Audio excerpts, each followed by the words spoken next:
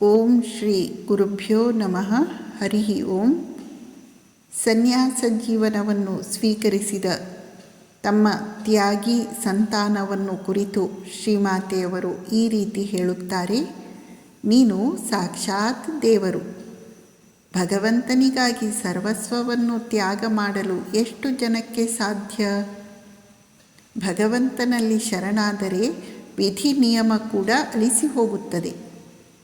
ಆತನ ಹಣೆ ಬರಹವನ್ನು ವಿಧಿ ತನ್ನ ಕೈಯಿಂದಲೇ ಅಳಿಸಿ ಹಾಕುತ್ತಾಳೆ.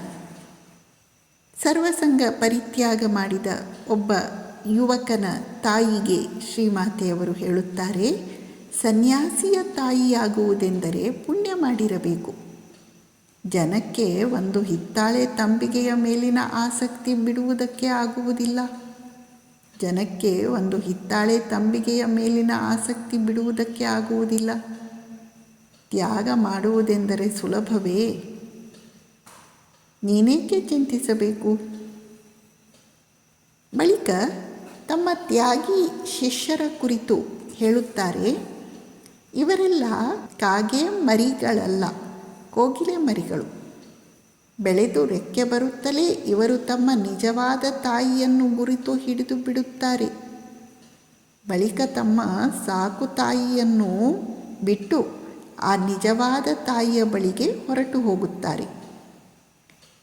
ಯಾವ ರೀತಿ ಕೋಗಿಲೆ ತನ್ನ ಮೊಟ್ಟೆಗಳನ್ನು ಕಾಗೆಯ ಗೂಡಲ್ಲಿ ಇಡುತ್ತೆ, ಆ ಮೊಟ್ಟೆ ಒಡೆದು ಕೋಗಿಲೆ ಮರಿ ಹೊರಕ್ಕೆ ಬಂದಾಗ ಅದು ಕಾಗೆಯನ್ನು ತನ್ನ ತಾಯಿ ಅಲ್ಲ ಅಂತ ಗುರುತಿಸಿ ತಾನು ತನ್ನ ತಾಯಿಯ ಹತ್ತಿರ ಓಡಿ ಹೋಗುತ್ತದೆಯೋ, ಹಾಗೆಯೇ ಸನ್ಯಾಸಿಗಳೆಲ್ಲರೂ ಕಾಗೆ ಮರಿಗಳಲ್ಲ, ಕೋಗಿಲೆ ಮರಿಗಳು. ಬೆಳೆದು ರೆಕ್ಕೆ ಬರುತ್ತಲೇ ಇವರು ತಮ್ಮ ನಿಜವಾದ ತಾಯಿಯನ್ನು ಗುರುತು ಹಿಡಿದು ಬಿಡುತ್ತಾರೆ.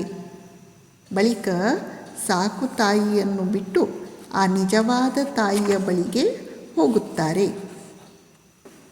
ಶ್ರೀಮಾತೆಯವರು ಒಬ್ಬ ಯುವಕನಿಗೆ ಸನ್ಯಾಸವನ್ನು ಕೊಡುತ್ತಾರೆ. ಆಗ ಅದನ್ನು ವಿರೋಧಿಸಿದ ತಮ್ಮ ನಾದಿನಿಗೆ ಶ್ರೀಮಾತೆಯವರು ಹೇಳುತ್ತಾರೆ, ಇವರೆಲ್ಲ ದೇವರ ಮಕ್ಕಳು. ಇವರು ಜಗತ್ತಿನಲ್ಲಿ ಹೂವುಗಳ ಹಾಗೆ ಪರಿಶುದ್ಧರಾಗಿ ಬದುಕುತ್ತಾರೆ. ಇದಕ್ಕಿಂತ ಹೆಚ್ಚಿನ ಸಂತೋಷ ಏನಿದೆ ಹೇಳು? ಸಂಸಾರದಲ್ಲಿ ಏನು ಸುಖ ಇದೆ ಎಂದು ನೀವೇ ನೋಡಿದ್ದೀರಲ್ಲ. ಈ ಪ್ರಾಪಂಚಿಕ ಜೀವನದ ಮೇಲೆ ಯಾಕೆ ಅಷ್ಟೊಂದು ಆಸೆ? ಇನ್ನೂ ಯಾಕೆ ಈ ಪ್ರಾಣಿ ಜೀವನ?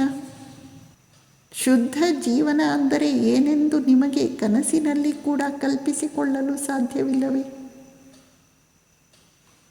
ಅತ್ಯಂತ ಮನನೀಯವಾದ